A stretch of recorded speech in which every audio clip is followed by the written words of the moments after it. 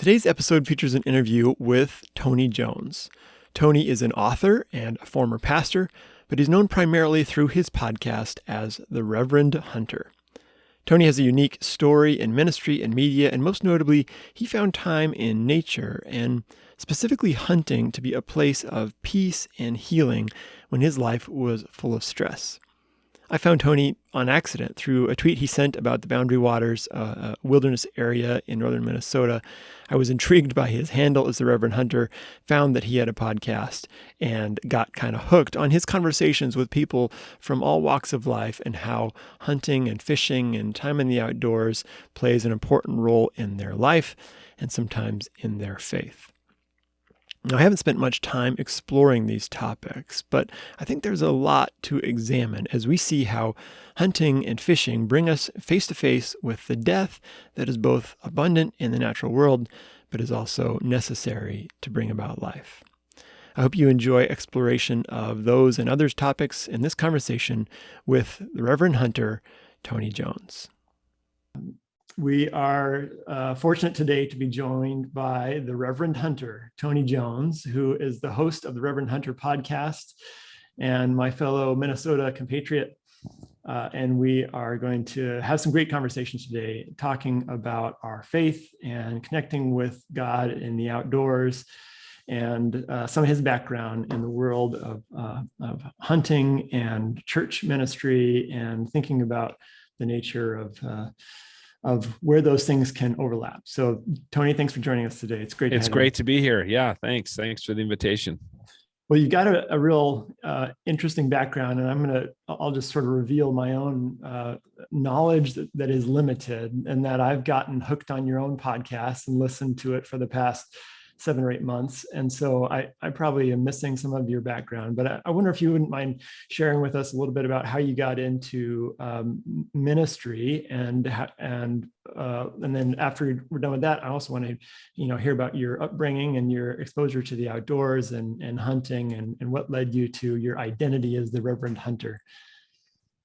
Yeah. Well, thanks for asking. And again, thanks for inviting me. I grew up in Edina, Minnesota, suburb of Minneapolis, and grew up in a church-going family. We went to a church. It's funny. You think about it. You look back in the 70s and early 80s, and I mean, I know there were the divides between like evangelical and mainline, but I was not aware of them. And that was not the language my parents used. Yeah. When I got to college and was briefly involved in Campus Crusade before I was excommunicated for having an unteachable spirit, I truly, that's what they told me. Really, let's come back to that.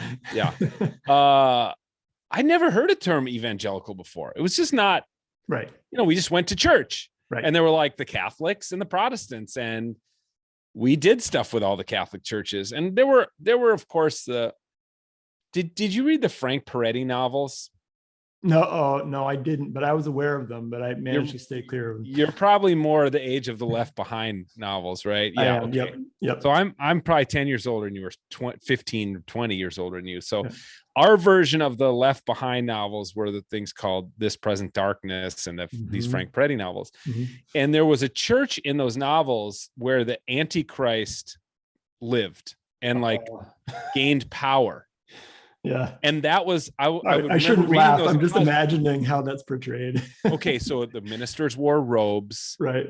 There was it was a big church with a tall steeple in the middle of town with like a velvet red carpet down the center aisle and a choir. And, they would say the Lord's Prayer and recite the Apostles' Creed.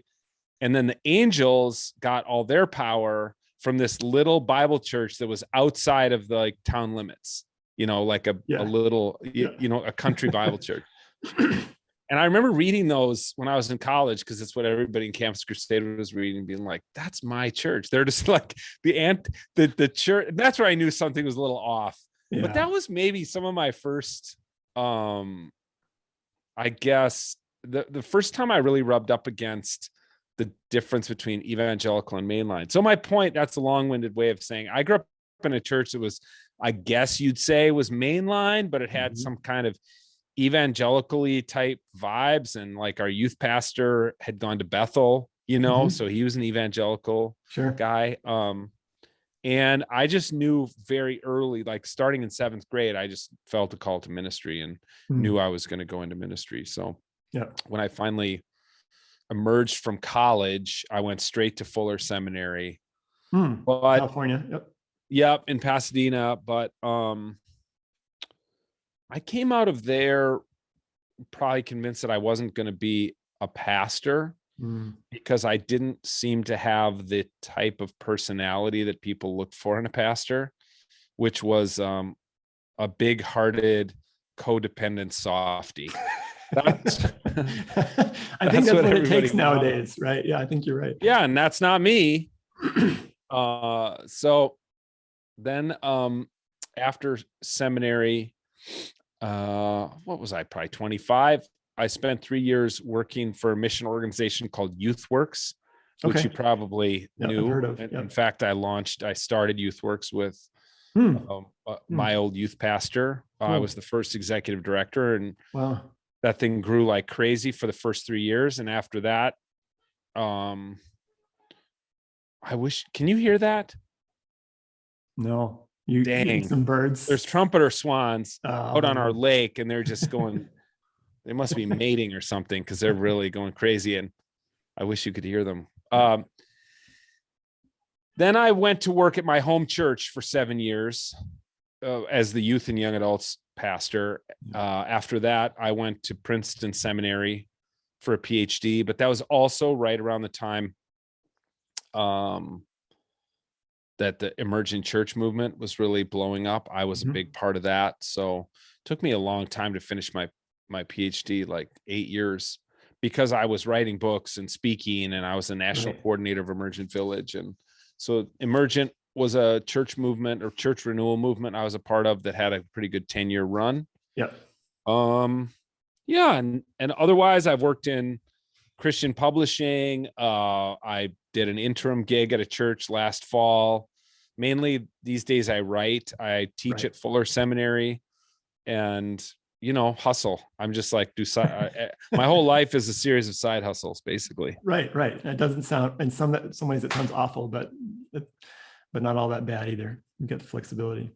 Look, if you can make a living at it, I highly recommend it. But that's a big if. Yeah. There are some anxious days. I'm sure there are. Every day I'm like, did I do one thing that has the potential to make money today? And if I've done that, I'm like, okay, I've done that. That's like the minimum. Right. So you were raised in church, and were you also raised in the outdoors as a Minnesota kid, or is that something you came upon later in life? Yeah. Yes and no. So I'm talking to you from our family's cabin, which is between Lake Mille Lacs and Brainerd. And what's called kind of the Cuyuna range of Minnesota, just south of the towns of Deerwood and Crosby. So I grew up coming here for sure. We have a lot of land. When I was growing up, it was about 160 acres. Now we're at about 275. Wow. Really incredibly fortunate to have this on. I'm sitting on a screened in porch looking out at a lake. The thunderstorm and the lightning is sliding past us to the north. So it's interesting, we had this place growing up. It was my grandparents, so I didn't come up here a ton, but we'd be up here 3, 4, 5 times this summer. But we didn't hunt. We fished for sunnies. Mainly we did like water skiing and tubing and stuff like that. It wasn't, and man, this was back in the day. Tubing was like literally a tractor tube. And you held the ski rope. Right. That's changed a little. Getting that thing to plane out was not easy. I'm sure. Behind a fishing boat or whatever. That was a workout, I bet. We had like an Alumacraft with a 25 horse motor on the back. We've come a long way since then. So yes, I did stuff outside, but no, my dad was not a hunter or an angler. My mom liked to fish for crappies and sunnies. So it was, yes, I was exposed to it, but it wasn't like, I wouldn't have self-identified as an outdoorsy person. Okay. Yeah. Um, yeah. But you do now. I mean, how did Well, you come man, into I that? went through a huge crisis in my life. I mean, the fact is, where I left off my story with you about ministry, um, my marriage came completely unglued, and I had a very, very, like, two different judges said, this is the worst divorce I've ever seen, Oh which is God. not what you want a family court judge to say to you when you're sitting No, in court. no. So I Yeah. had a really, really bad Oh divorce. man. It damaged me personally, Yeah. and my ministry. I in many ways, I kind of lost my whole career. But what it did do was it drove me outdoors. I went outside, and Wow. it was the way I could flee all the stress. It's funny because all the stress in my life seemed to be centered in the city, like my lawyer's office and downtown at the court and the family justice center in Minneapolis, and going to like parenting consultants and therapists and kids therapists and all that. It was all very urban. And when I Interesting. went, yeah, when I went out hunting, it was all gone behind me, you know?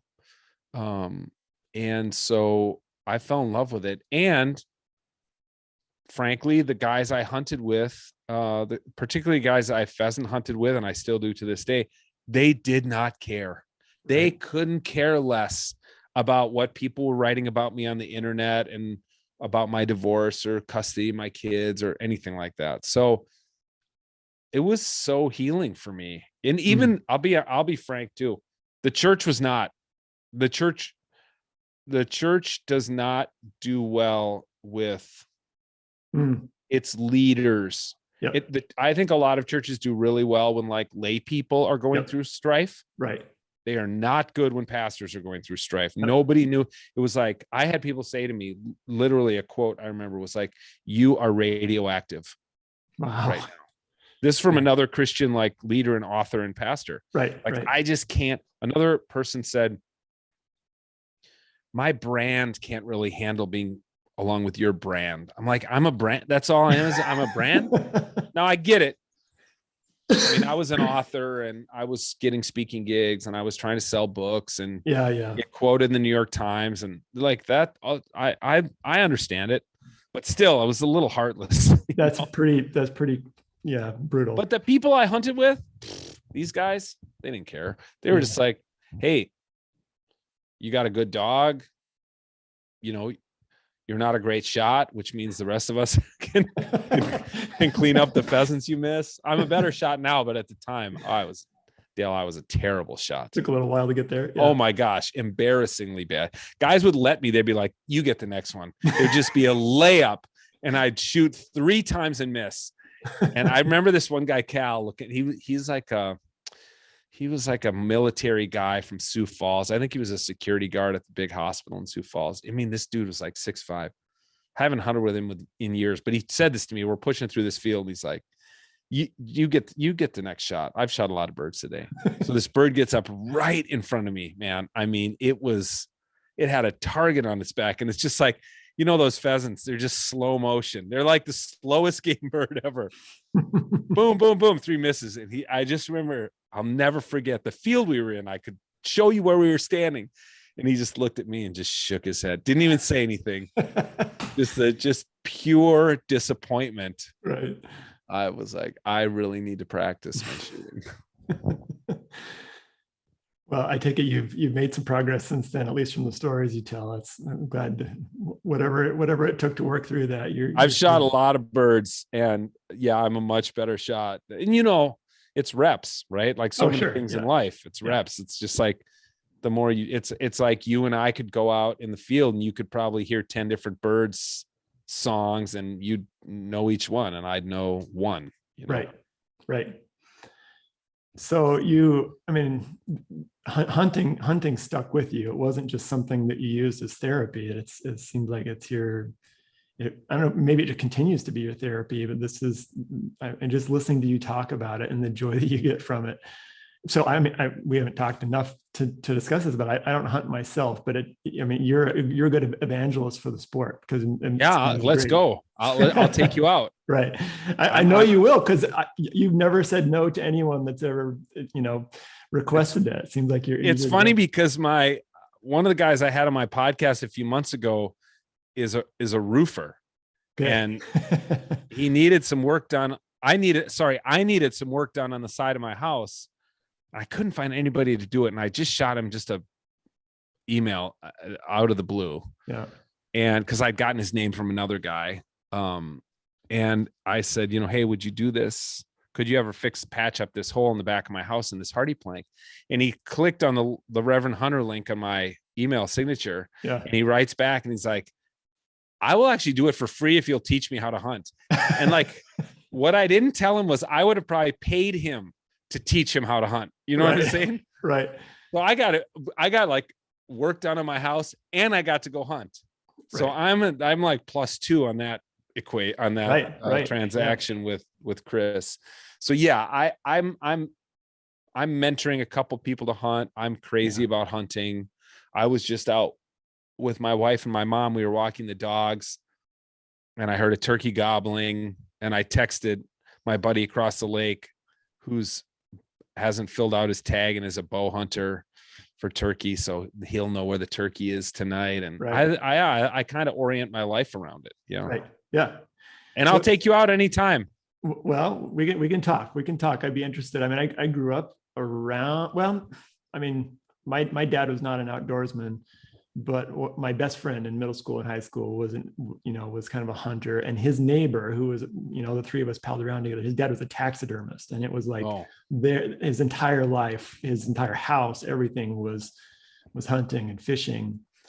And so I never took it up, but I don't, it seemed to me like an all-consuming hobby, and I have other all-consuming hobbies as it is. And like what? Maybe they're compatible. Yeah, I mean, I ride bikes, I ski a lot, and I bird watch, and I hang out with my family. So the bird watching is pretty compatible. The other things, whatever, we'll see. Hunting is contained. Some guys hunt year round. I mean, it's hard to hunt year round. Like turkey hunting is going on now. There's really nothing to hunt in the summer. Hunting in general is pretty much confined to like September, mid-September through the end of December. Yeah. But kind of before it's funny. Several of the guys I hunt with are also crazy about downhill skiing. Oh, okay. Yep. Yeah. Mm-hmm. Yeah. I do more Nordic skiing now. Nordic. The Berkey and all that stuff, but I did a lot of downhill when I was younger, but you've got this range of things to do in the outdoors. What is it about hunting that sort of turns you on?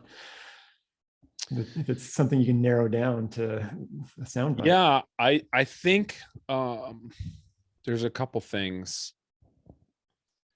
One is hunting. The type of hunting I do most, and that's pheasant hunting, upland bird hunting, demands total concentration. If you're pushing through a field and you've got dogs and other guys with guns, and you got gopher holes and you got rocks, and you're trying to push through a really thick cattail slough, and then all of a sudden a pheasant, boom, explodes in front of you, and another one to your right, and then a hen shoots up to your left, and you got to you can sit in a deer stand with a one earbud in and listen to an audiobook. I've done that before, because you're just waiting for a white-tailed deer to wander by. Right. No, you're not calling it. You're not, maybe you've had trail cameras out and you've kind of tried to pattern the deer, and you put your deer stand up and you've cut shooting lanes. It takes some prep, but there's not a ton of skill in white-tailed deer hunting in the Northwoods. Yeah. You sit there and wait for a deer to walk by and you shoot it, right?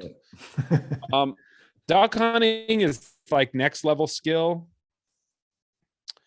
but also there's a lot of downtime in duck hunting where you're just sitting there and nothing's flying and you're waiting, Yeah. But that's it in pheasant hunting, and other upland bird hunting that I do, like grouse, and I haven't done much beyond those two, but have all these invitations out from people who listen to the podcast. I got one yesterday.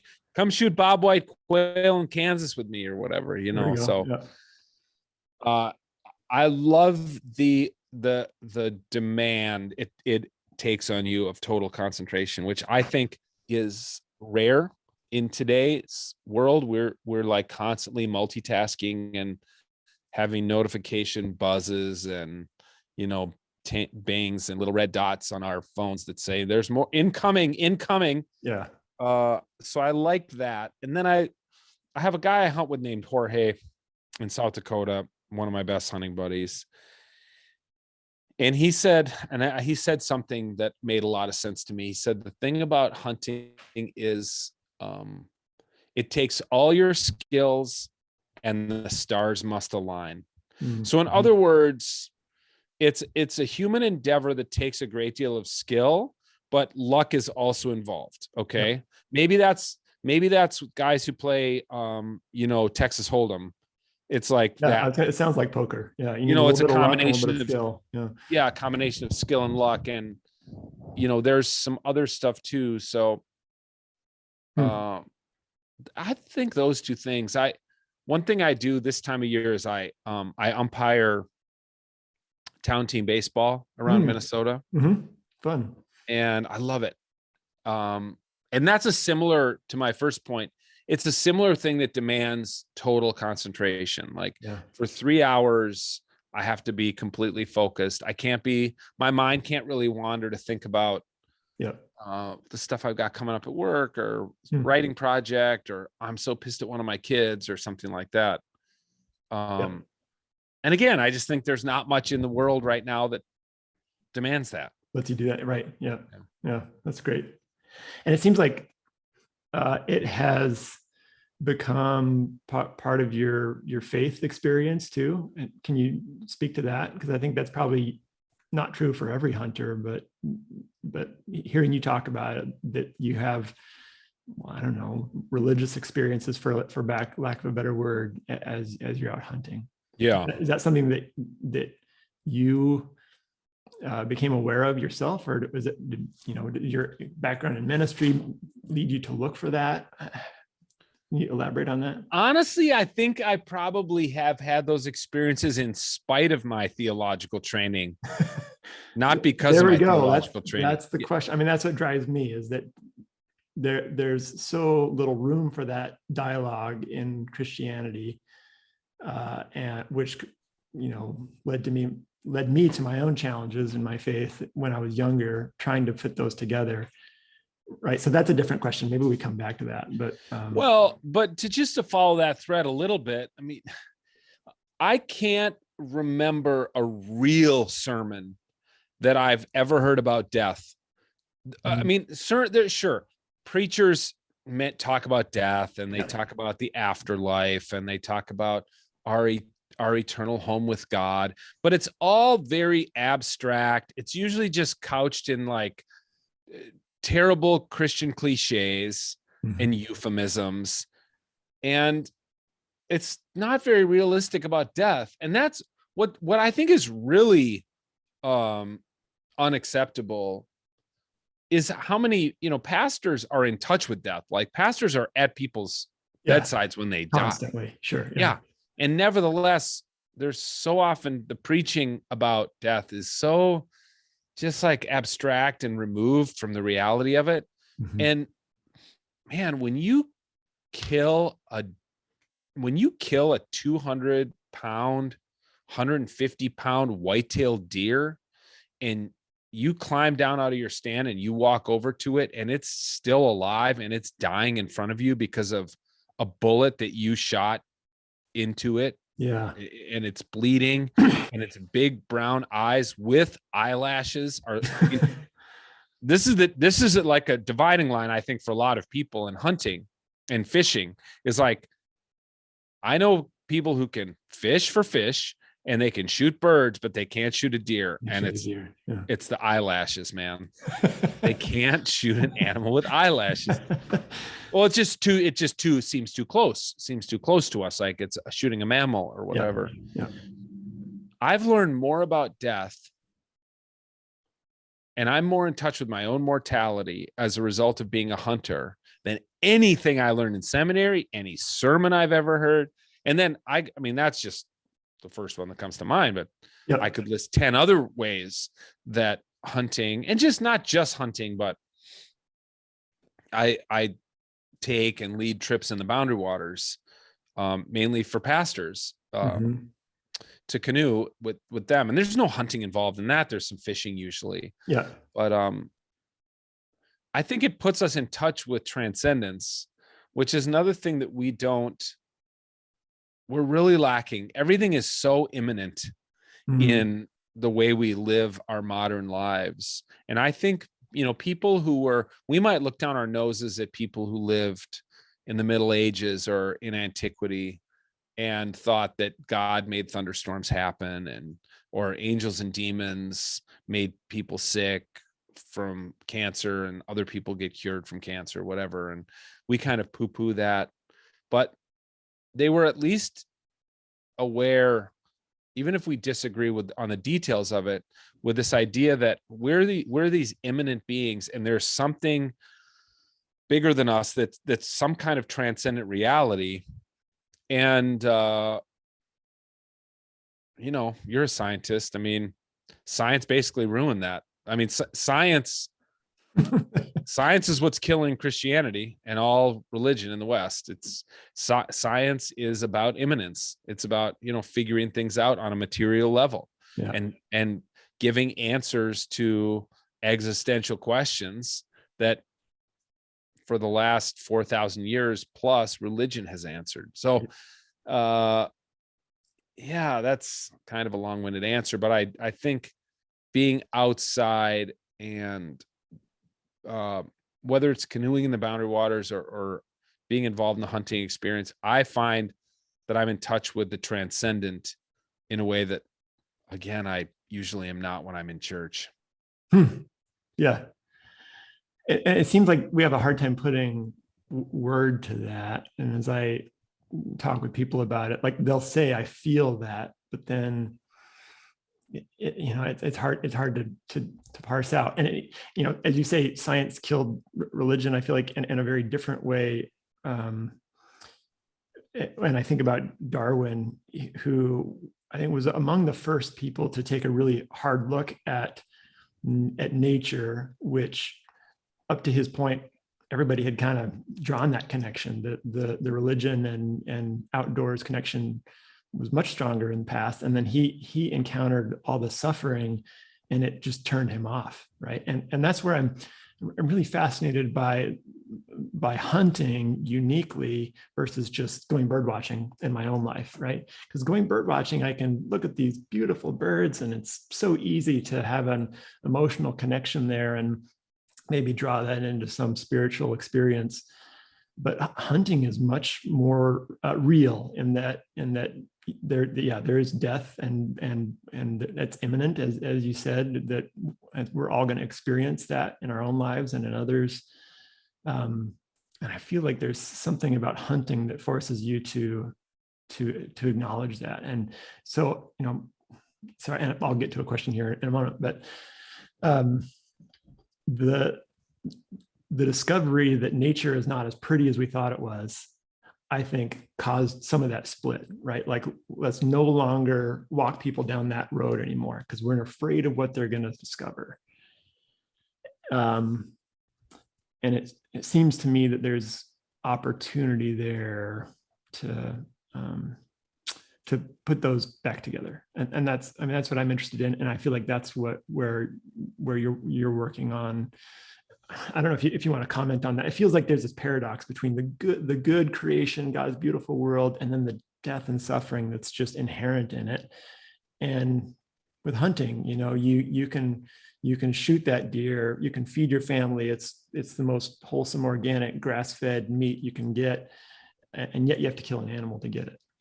Do you see it? Yeah, yes, true. But you're also killing an animal if you had a chicken sandwich at lunch. Right, yeah. Right. Or if you're having bacon at breakfast, we're all implicated in the death of animals. Anybody who's a carnivore is implicated in the death of an animal. Yep. And we have so like sequestered that away and hidden that away. And I've been to a chicken kill plant and watched that happen. And it's not, I'll tell you, there'll be a lot more people who'd be vegetarian if they went to a chicken kill plant. Right. And yet it was something that our ancestors were they were in touch with death on a daily basis. Yeah. Whether it was grandma is dying in her bedroom down the hall, or I got to go kill a chicken for dinner, or whatever the case may be, you know, like it was just part of human existence, was being around death, acquainted with death all the time. And that's just not even part of our lives anymore. So right. Well, I just don't think that dichotomy between God's good creation and the earth, you know, the world that we live in is red in tooth and claw. I think those aren't in any way disconnected. I think they're completely connected. Yep. I think it's tragic that we've tried to disconnect them. And I don't know what we're going to do to get people more in touch with death and suffering in the modern world, because, man, we've done a great job of insulating ourselves from that. Right. In our diets and in everything else. Everything else. I mean, in the Middle Ages, you know, there was this thing called memento mori, of like, well, it goes back to antiquity and the Stoics, where you've probably been to a museum and seen a painting of like some fruit or whatever, and then there'd be a skull. There's just a skull on the shelf. You're like, why is there a skull on the shelf of that Renaissance painting? Well, this is the memento mori, and in Latin it means remember your death, remember your mortality. Yep. And it was a big part of the Stoic tradition, that you would appreciate life more if on a daily basis you're reminded that you're going to die. My gosh, you don't hear that on Sunday morning. No, you don't hear it ever, man. You don't hear it ever. It drives me crazy. I was just on this walk down the road. I was just talking to my wife about this guy who, a friend of mine, was like, he's older than me. He's like 15 years older than me, probably. And he was telling me, I'm going to see my mom. She's undergoing all this cancer treatment. She's got a tumor. I'm like, how old is your mom? He goes, well, 91. I'm like, dude. I said, that's a good run. Yeah. 91. Yeah. But man, there's this to accept it, you know, like accept it. Yeah, like, what do you think? What's the end game here? Yeah. Right. The end game is death for all of us. Right. Death. I agree. And yet it feels like there, you know, as you wade through scripture, it feels like death is somehow in opposition to God's purposes, right? It's like somehow we're presented with, you know, in Isaiah or Revelation or whatever, you know, that the lion and laying down with the lamb, and there's no more viciousness. And, you know, I feel like we're still stuck trying to ignore death and pretend like it's not happening, and yet be in pursuit of some existence, whether it's metaphorical or something else that is some point where there will be no more of that. I don't know if you have better answers for that than I do, because I'm still stuck with that. Look, I agree that yes, I mean, it's kind of in the scripture, but it's just in general, it's just the single incentive that religion has always used with people is like, we can give you eternal life. Somehow you will live on after this material existence. Sure. So join our religion. And, you know, and Christianity does that more than any. Yeah. Maybe Christianity and Islam, I think, more than any other religions. Like that is the key and fundamental promise of those religions. And the truth is, again, not to cast aspersions on all of you scientists, but science is basically a lot of people in the West to question that idea that there's life after death, or that one religion has the key to give you life after death. I mean, of course, there's this passage in Matthew, where Jesus says this to Peter. You're Peter, on this rock I'll build my church. Whatever I hear the keys to the church, whatever you bind in heaven will bind on earth will be bound in heaven. Whatever you loose on earth will be loose in heaven. And for years, for two millennia, the church has thrived on that authority. Like we have that authority to basically pass out eternal life. Like, you engage with it, come to church, take the sacraments, whatever different version of Christianity promised or offer, then if you did those things, then you get this promise at the end. And science has really undermined that in a lot of people's minds. And which is I personally think it's the single biggest challenge for religion in the West today, is that a lot of people they're like, yeah, eternal life, I don't think so. Yeah, just not plausible. Yeah, right. It doesn't seem plausible to a lot of people. That the philosopher who's done the most how does that work? Come on. Yeah, exactly. There's a philosopher named Charles Taylor who's wrote the single most important book on this, called A Secular Age. And in it, he uses the term in disenchantment, that all of our forebears lived in an enchanted world. It's what I already talked about with gods and demons and thunderstorms and the rain and the drought and whatever. And we no longer think if you sacrifice a goat in the spring that the gods will rain on your fields and you'll have a bountiful harvest in the fall. We don't think it works like that anymore. Right. So we live in this disenchanted world. It seems much more arbitrary, whether this year it's a flood year, next year it's a drought year. People try to tell me there's patterns, but are there? Who knows?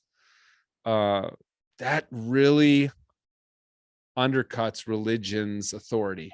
Yep, I agree. Well, and there is that dichotomy. It's like either the answers from the textbook or the answers from the pastor or the scripture or whatever, but very little attempt to see overlap in kind of a both and approach to those. And I wrestled with that myself, trying to wade through Psalm 104 or whatever it might be, and how is God present in the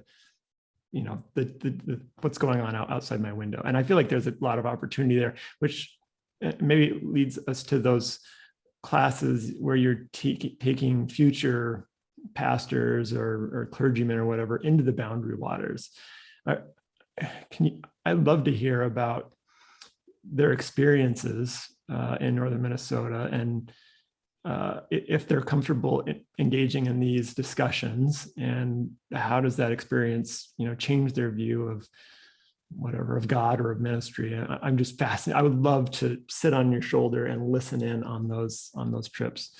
Can you tell me about the experience? Well, you can imagine, pastors, ironically, are terrible at observing a Sabbath, whether it's a weekly Sabbath or an annual Sabbath or whatever. Pastors are terrible at it. Pastors, going back to early in our conversation, the people who tend to be rewarded in ministry settings tend to be boundaryless, codependent, big-hearted, loving people, not people like me, not opinionated jerks, but codependent people who struggle with boundaries. So just firstly, to get them away. And there, I don't know if you've ever taken people in the boundary waters. They're like, are you really, cell phones don't work? I'm like, really? They're not gonna, really? I mean, they're like, but we're not going to Siberia or whatever. I'm like, no, but there's no cell phones. I mean, unfortunately, they just put a tower at the end of the Gunflint Trail. Oh, you're kidding, really? Yeah, I didn't know that. it's Too such a bad. bummer. But anyway, you can, so, and you occasionally get a signal from Canada or whatever, but I tell people don't even bring them. And you know what? I don't bring a Garmin InReach because I want to like be out there without a net. Yep. There's something about that being uncomfortable. There's something about that. Yeah. Yeah. You can't push a button and have, the Ely Fire Department fly in and rescue you, but it takes them a little while to get their mind off of whatever it is at church or whatever it is at home that's grating on them. And of course, the other thing, to be totally honest, most pastors are terrible at physical fitness.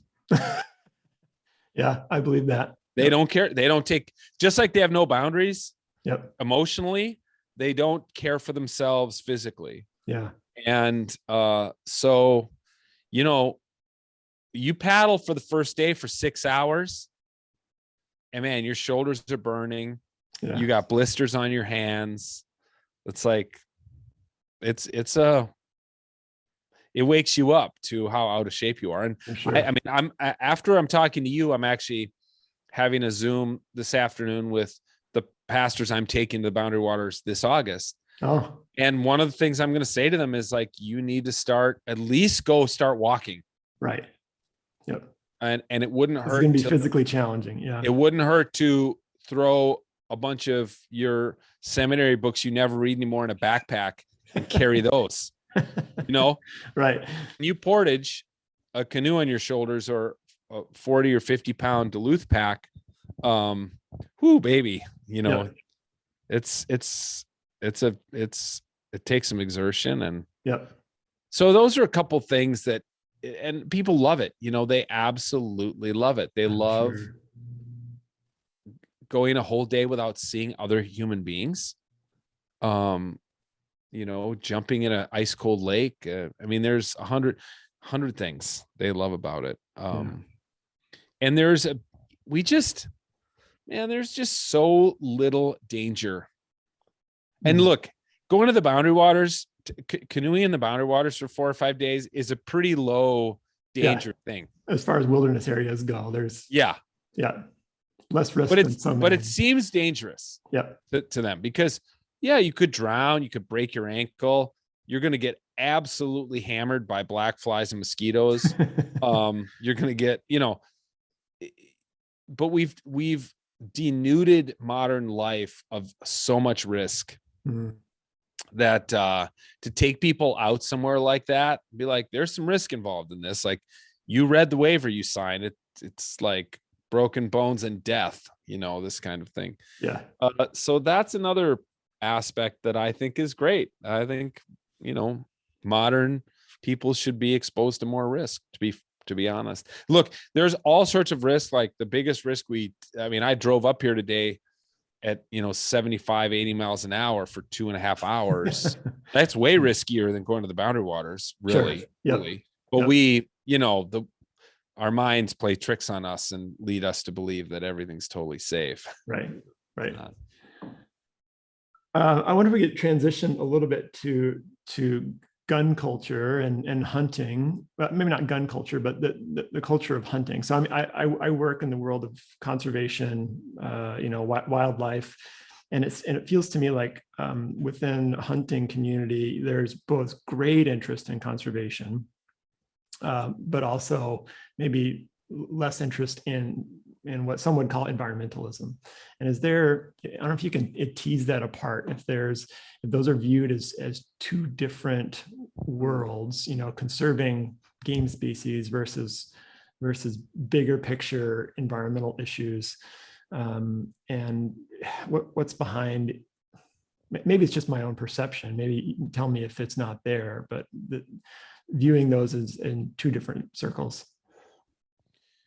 Yeah, I think sadly you're probably right. I mean, most of the people, most of the guys I hunt with tend to be pretty conservative. I think hunting in general tends to be pretty conservative. Yeah. I pitched a show a couple of years ago to the Outdoor Channel, and they were like, "Great idea, not a chance." They're like, "Our audience is very conservative. Yeah. They don't want to see you out there butchering a goat with a queer woman." Like Yeah. that was my pilot episode. Yeah. And they didn't go for it because they just have a very conservative constituency. Yeah. So yeah, hunters are extraordinary conservationists, and in fact, because of the Lacey Act, like all the amount of money from hunting licenses, ammo sales, fishing tackle, gun sales, that all goes toward, that's all, there's tariffs on all that goes toward conservation. And that's why the DNR in our state and similar organizations, agencies in other states are so well funded. Yeah. Is from all that kind of money. And it's funny, there is some talk now in the hunting community about the hikers, mountain bikers, all these people who use public land that hunters and anglers have paid for, but they don't pay to you. You don't pay to go on the Cuyuna bike trail here, 6 miles north of me. Yeah. You don't pay to go bird watching on a waterfowl management area, wildlife management area, but we've paid for that. Hunters have paid for that. And if I told you, I can't even tell you the amount of money I spend per year on just hunting licenses alone, because I don't want to face that fact myself of how much I spend. I buy multiple licenses in multiple states. Next week I'm going to Wyoming for turkeys, and it was like $100 plus the gas, and we're camping out and the food that will be, et cetera, et cetera. So hunters do a lot in that regard.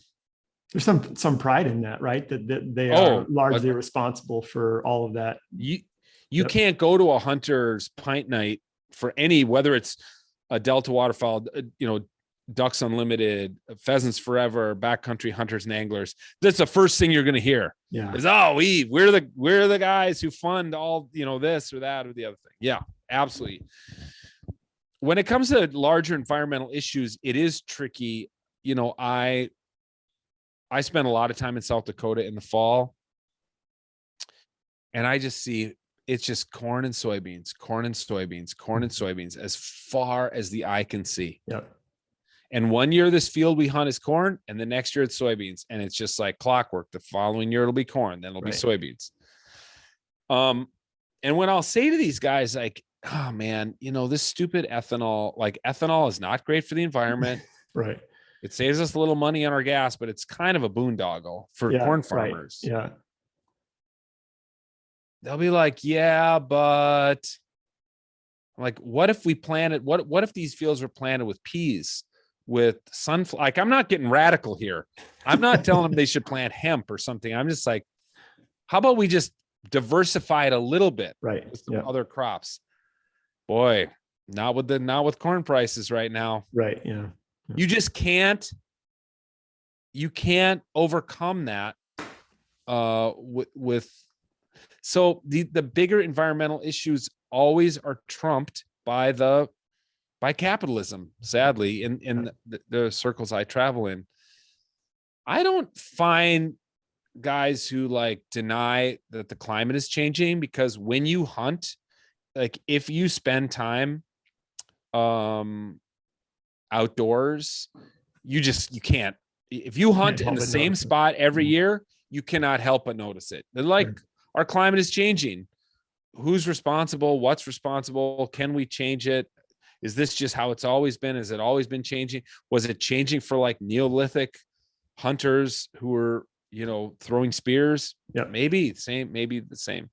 What I get most frustrated by is like, Here's the one type of hunter I get most frustrated with: the ones who want to extirpate wolves because they want to shoot a deer every year. Right.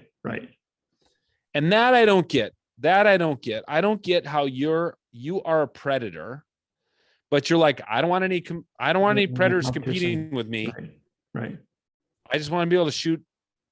I want to go to my deer stand and shoot a big fat whitetail every November. And when I get there and I'm sitting in my deer stand and I see wolves walk by, God, it makes me mad. I mean, I read in outdoor journals, like there's letters to the editor every week, like too many wolves, not enough deer. I'm like, well, this is part of seeing yourself as part of a bigger system that some old school hunters struggle to see, which I think maybe goes to your point a little bit about why there are some hunters that maybe aren't great at the bigger environmental picture, Well, and I don't even, it sounds like a criticism, and it probably comes off that way. I don't want it to come off that way, but it just seems like hunters do so much good for conservation and are aware of it and proud of it,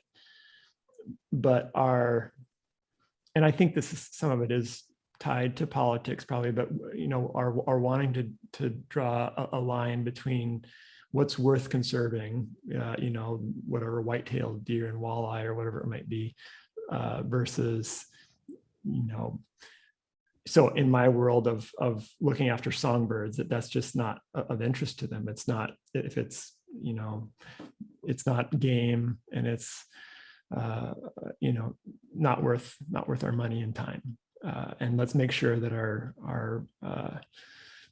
the fruits of the hunting licenses and whatnot are used to keep those industries going, as opposed to looking after the well-being of the whole area. And so I think there's opportunity there, because it feels to me like the hunting culture is increasingly aware of the value of having wolves in the North Woods, or of, that songbirds are an indicator for what's going on with the forests that the deer are dependent on. And so I don't know if you have thoughts about if that's genuine progress, or if it's just my perception, or how to thread that needle and bring those cultures together. I do see some progress, particularly the conservation group. Two groups I'm most connected to are Pheasants Forever and Backcountry Hunters and Anglers. And neither of those are the most like deer. I'd say big game hunters, like whitetail deer hunters, tend to be kind of more old school, maybe more conservative and things like that. BHA is probably among the most progressive of the conservation groups. And Pheasants Forever, I find great. They have a very large constituency of both conservatives and liberals. And they're like, you read Pheasants Forever Journal, which I write for and receive. There's always something in there about pollinators. Every issue.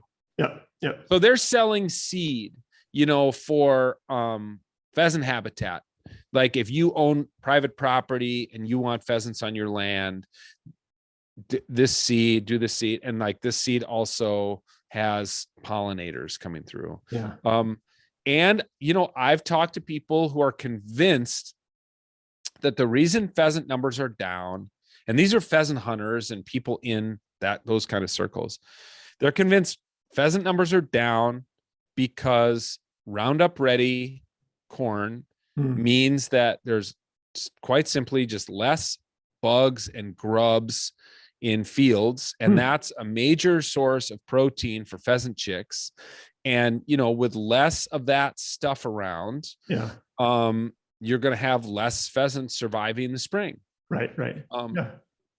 So I am seeing the needle move on stuff like that. And similar, tell me, you're going to again have to tell me, what's the songbird up here that, like, if I could show on our land, we could get some kind of easement. What is it? The golden winged warbler. Maybe that's perhaps. I don't know if that's like a rare bird that gets Yeah, attention. like I've worked with our DNR forester up here, and he's like, well, if we could show that this one kind of bird is coming through here, that would help us get state funding, and we could do more of this and that, because we're constantly, Yep. trying to improve our forest, planting trees that the deer eat we want more wolves because the deer eat all the trees we plant. Can't get a tree to get I'm not past kidding, 4 man. feet tall. I believe And it. a long winter like this last winter, by the end of the winter, it's crazy. We cage hundreds and hundreds of white and red pine every fall. Sure. Yeah. And the deer literally figure out how to push these cages over and eat the pine trees. Yep. I believe it. So it's maddening. More wolves, please. Yeah. Aldo Leopold had something to say about that, right? Yeah. Well, this has been great conversation. It probably could go on and on. It's worth a second round at some point in the future, but this has been really interesting to talk. I look forward to perhaps having you back on at some point to dig into this in the future. But I know you talked about writing for Pheasants Forever, and I know that you've got a few other writing projects. Can you tell us a little bit about besides your podcast, what else are you working on? Well, I've written a book about kind of the stuff I told you about the moving from the kind of walking out of the church and walking into the woods. Yeah. I've been working on that book on and off for years, and it hasn't been published yet, but maybe someday it will. And I've written a couple novels that I'm working on editing and revising. My wife and I just did a joint venture for a magazine called The Northerly, where she's a photographer. So I wrote about 4 seasons in the life of our family cabin, and she shot photos for that. So you can find that if you just look on like Instagram for The Northerly magazine, you'll see it. Cool. But I'll have a piece in the winter issue of Pheasants Forever Journal. About a bird I shot that was then mounted by a friend of mine, a taxidermist. And what else? I don't know, going to the Outdoor Writers Association of America in Wyoming next week. And that's where I'll be doing some turkey hunting with my buddy, Mark Norquist, who runs Modern Carnivore, which is a great, great website, a great Instagram account for people to follow. And he teaches classes on, how to butcher a deer and how to go on your first duck hunt and stuff like that. So I'm sure we'll be sitting in a truck together for a long time. So we'll cook up some stuff together. Some more projects. Yeah. Good. Well, hey, I appreciate your voice in this arena, trying to get people thinking a little bit more about the role of hunting and the outdoors, and playing some role in our faith. I think there's a lot of fruit there that's ripe for harvest. That's kind of an awful metaphor, but now you sound like an evangelist. I know. I was just like, oh, I shouldn't have said that, but it's there. It's there. Whatever we want to call it. I saw my buddy, Greg Boyd. You know Greg Boyd. You must know that name. Yeah, right? yeah. I was going to ask you about Greg because I know he's talked about going vegan, and his view on eschatology is somewhat bound up in my question around the lion and the lamb and whatnot. But yeah, he's got a very developed eschatology. Well, he tweeted. I can't, because I've made a vow to my wife, I'm not just going to troll people on Twitter anymore. But Greg wrote something. He was promoting some new ministry of their church. He's like, if you need help with your walk, this might be the place for you. And I wanted to tweet back and be like, boy, if you're an adult and you still don't know how to walk, I mean, I don't know if really going to church is it's just the Christian jargon is the Christian jargon. But I'm like, I'm not going to troll my dear friend Greg Boyd, even though he's got a great sense of humor. I'm just not going to do it, because somebody will take it the wrong way and be offended. Blah blah blah. So anyway, we'll go out and we'll just harvest as many whatever, souls or pheasants. Yeah, right. Whatever, whichever you want, we'll do it. Okay. Sounds good. Some of both. There'll be a big harvest. All right. Well, great talking with you, Tony. Thanks for having me on. Yep. Thanks for listening to the Disciple Science podcast. At Disciple Science, we believe that integrating science and Christian faith can inspire a fuller knowledge of God. We produce this podcast and our videos to help you connect with God through God's creation.